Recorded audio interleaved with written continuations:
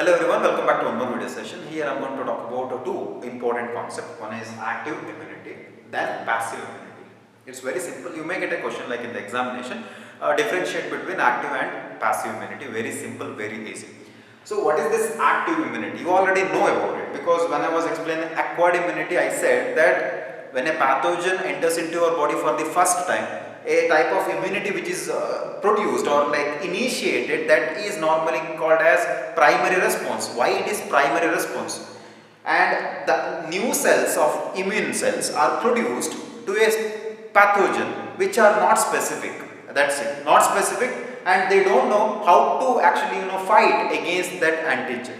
Okay, they are not specific. That's it. That is primary immune response.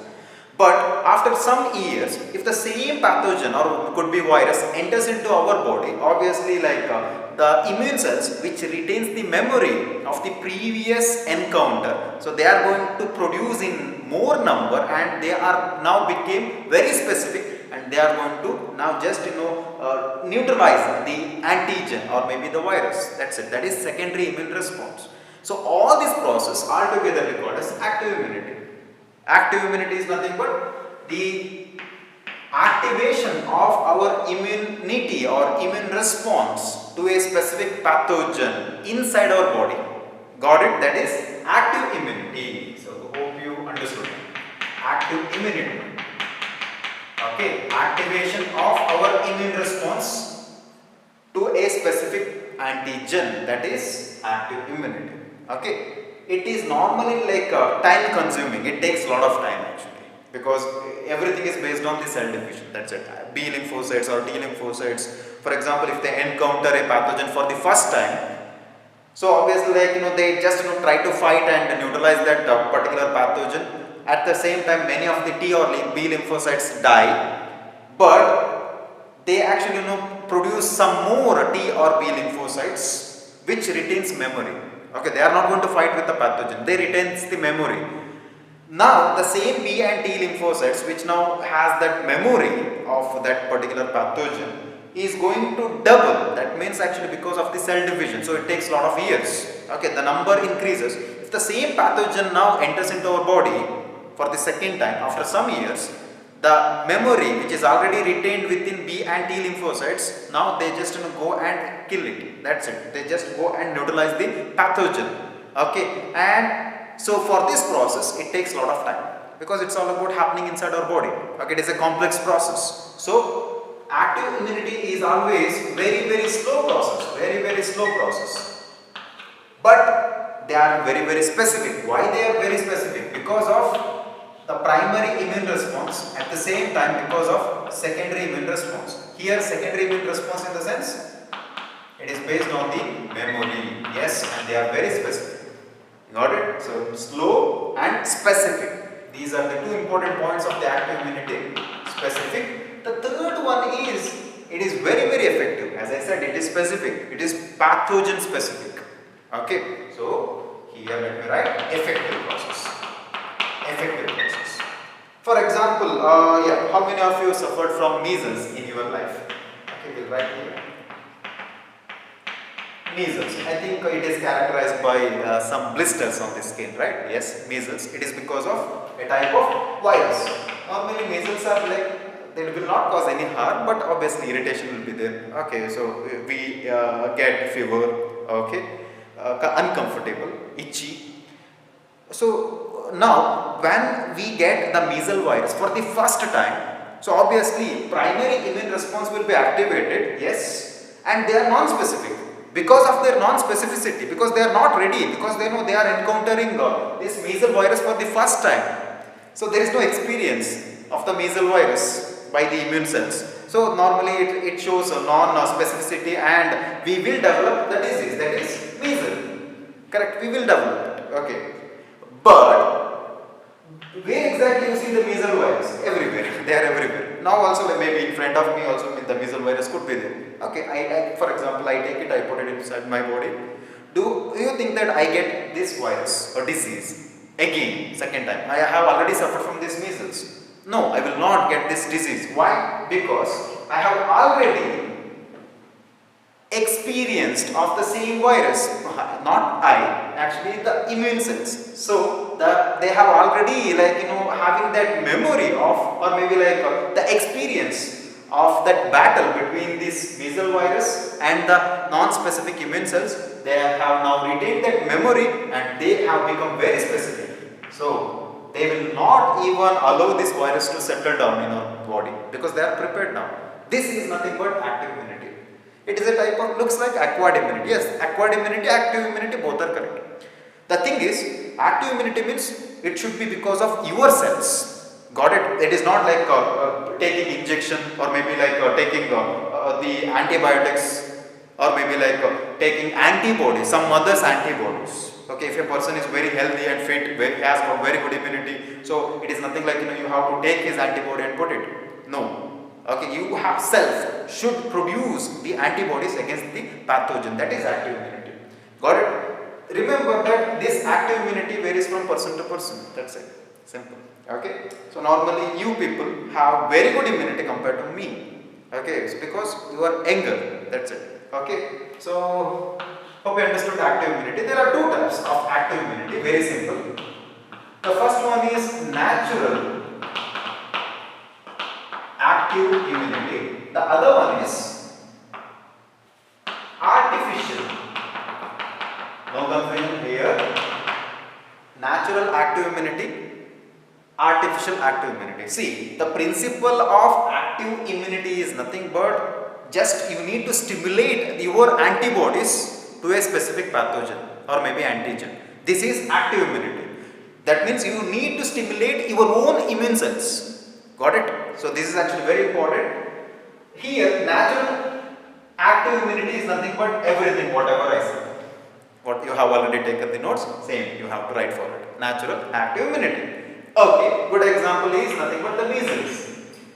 Got it? Now, what is this artificial active immunity? Okay, so we will talk about the polio virus.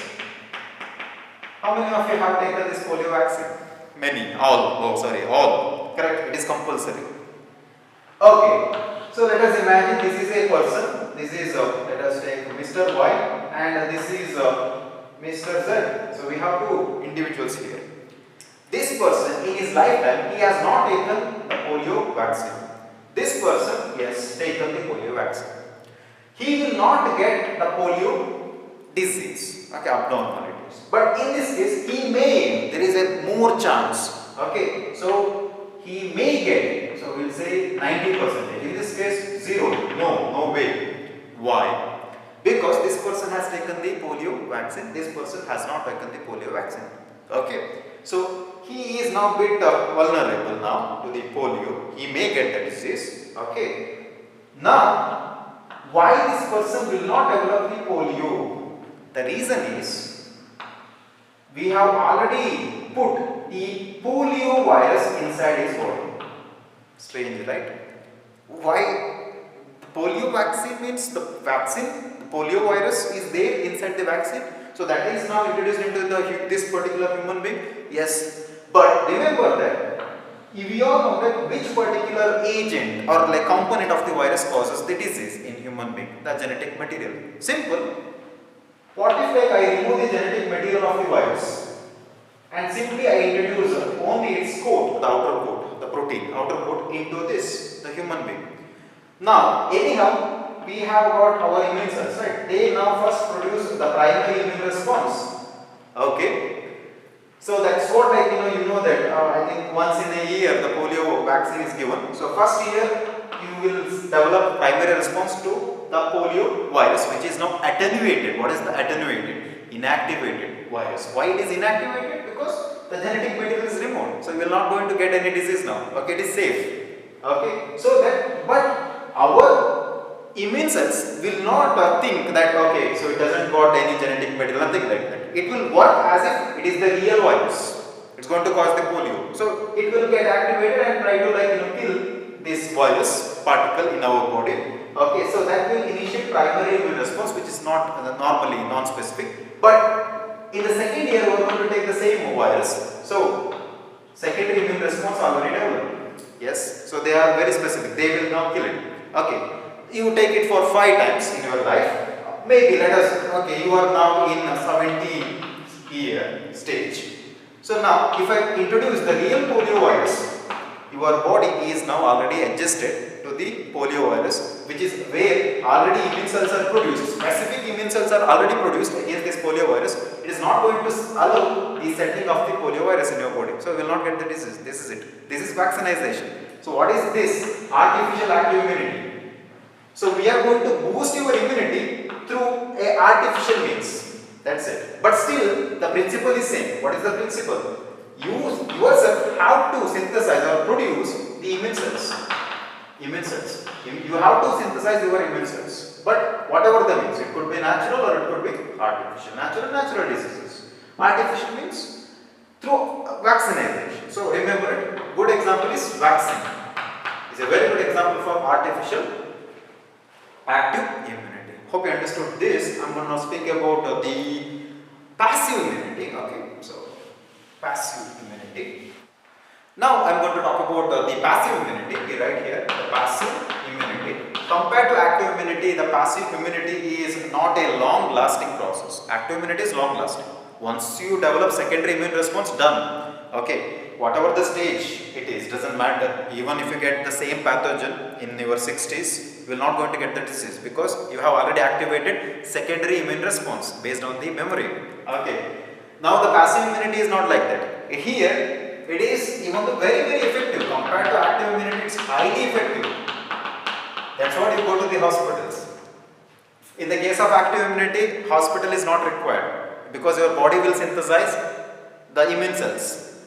But in the case of passive immunity, suddenly you are developed some serious symptoms. Obviously, you have to be taken to the hospital for the further treatment. That is passive immunity. Got it? So what is passive immunity? It is nothing but ready-made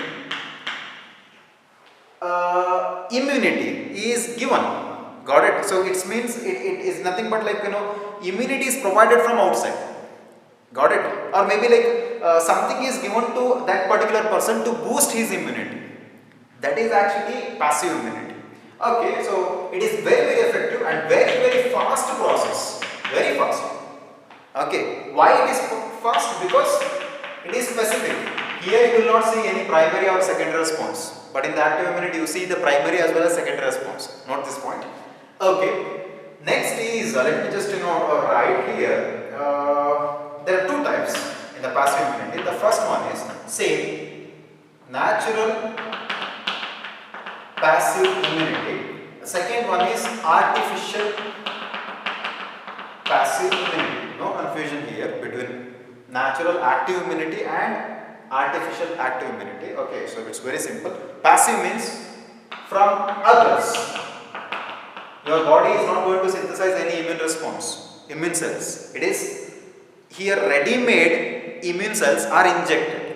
Ready-made, which is already synthesized in the laboratory condition. Because based on the science research, you know that. For example, if a person is suffering from the tetanus, which is particularly caused by a bacteria called as Mycobacterium tetani, which is highly dangerous, which is going to produce some toxins inside our body.